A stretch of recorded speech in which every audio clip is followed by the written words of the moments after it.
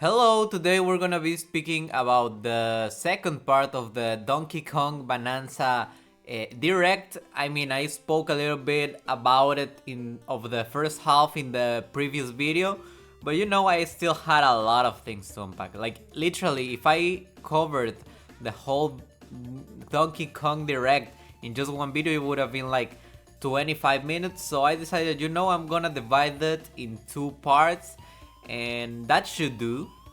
You don't want a very long video that is not super edited. I think these types of videos, you kind of want them to be a little bit short. You just want to eat something, eat a snack, grab a quesadilla or something, and then just eat it, watch a little bit of the video, and that's it, right? So I'll keep it short, but there's a lot of things. First of all, I gotta mention, like in the previous video, I am very excited about Donkey Kong Bonanza, even though I still don't have the Nintendo Switch, but I will get it really soon, so don't worry about it. One thing I touched very superficially is the fact that there's some transformations in Donkey Kong Bonanza, and I think you can kind of get them with Pauline's voice, so she sings and you can transform, right?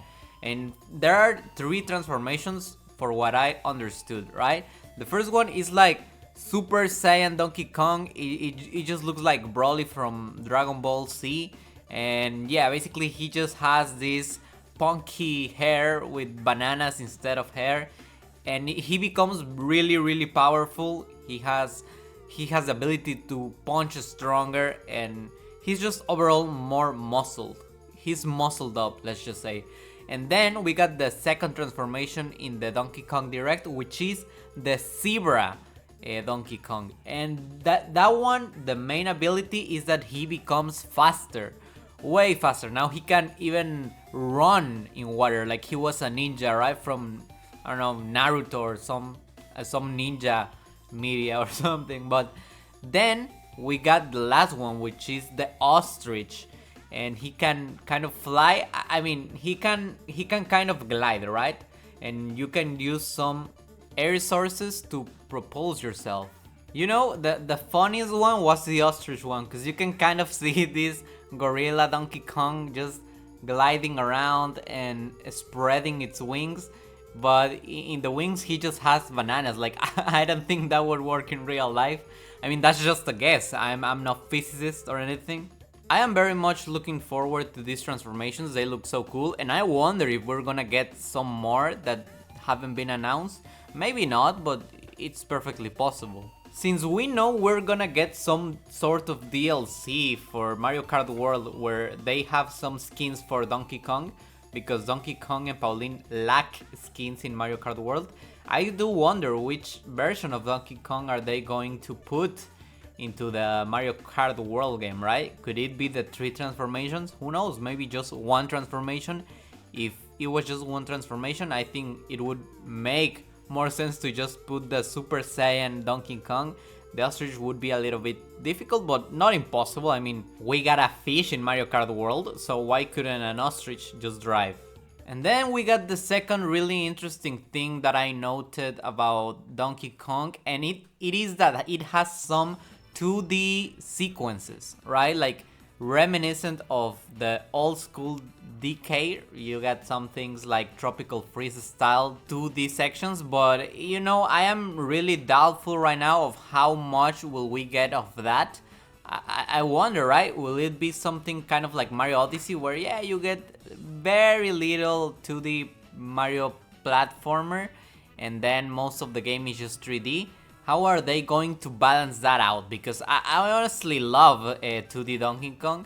I also love 2D Mario, but in Odyssey it makes sense to include just a little, because we get both the 2D Mario and the 3D Mario. They're just separate things. But with this 3D Donkey Kong, we don't really know if we're gonna get other 2D Donkey Kong. It is perfectly possible, but I wouldn't put my bets on it. I would think that we will just get the 3D Donkey Kong and that's it. So a little bit more of that 2D sections would be really interesting.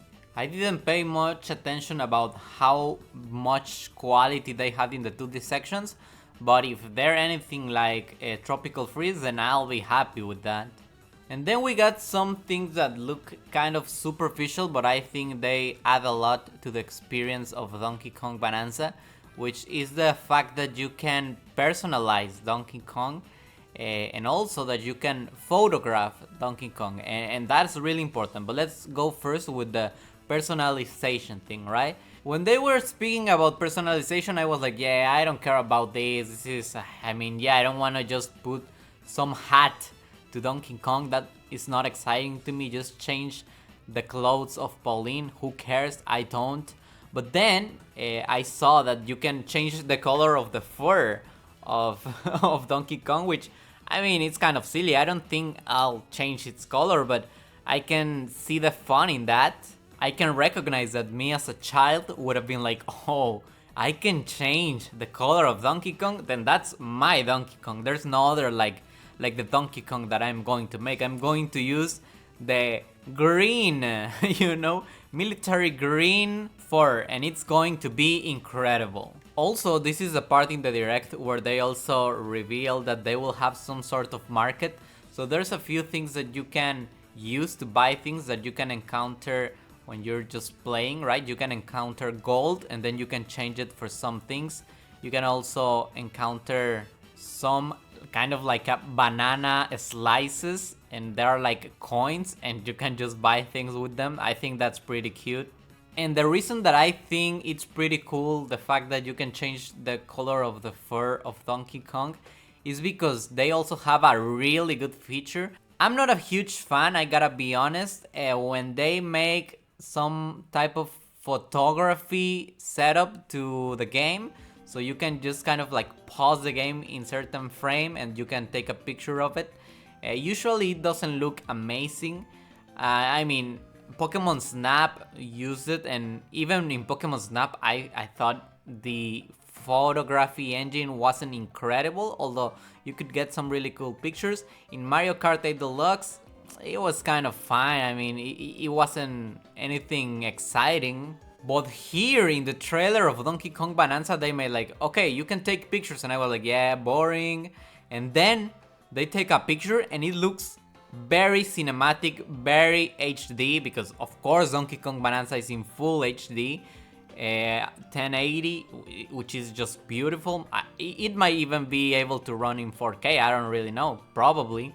But each picture they took, like, it just looked so cinematic. It looked like a promotional picture, and you can tell that it was kind of like in the game. It wasn't like they hyper prepared the picture or anything, because yeah, sometimes you can be like, okay, we will take the best shot possible in the game. But no, this felt like we're just kind of playing. Okay, let's pause it here, let's take a picture here in this random place in the game, and then we'll take a picture, and it looked incredible. I was excited for it. Of course, you will not take just incredible pictures all the time. You gotta know a little bit about composition, right?